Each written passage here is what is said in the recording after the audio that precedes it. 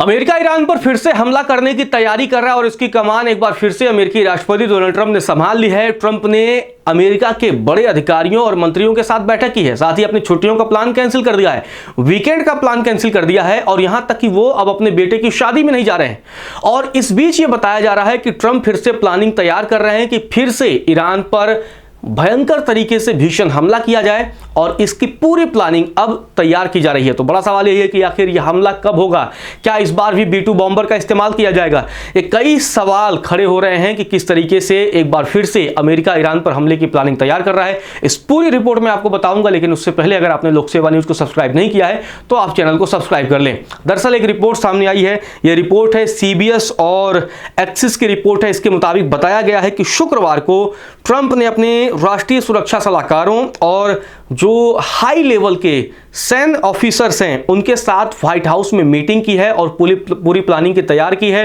कि किस तरीके से ईरान पर फिर से हमला किया जा सकता है। तो दूसरी तरफ ईरान लगातार ये कह रहा है कि ट्रंप की मनमानी की वजह से, ट्रंप की जिद की वजह से अभी तक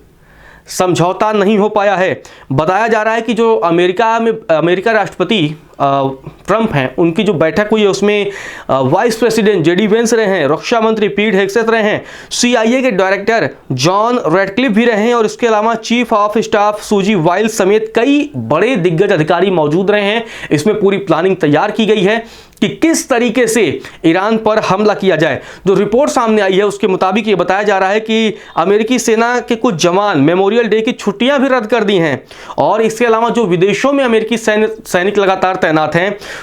उनको भी लगातार अपडेट किया जा रहा है कि अगर जरूरत पड़े तो वो तुरंत एक्शन में पार्टिसिपेट करें। इसके अलावा ट्रंप ने अपने सभी पर्सनल प्रोग्राम को कैंसिल कर दिया है क्योंकि वो न्यू जर्सी में वेस्टमिंस्टर गोल्फ क्लब भी जाने वाले थे, उसे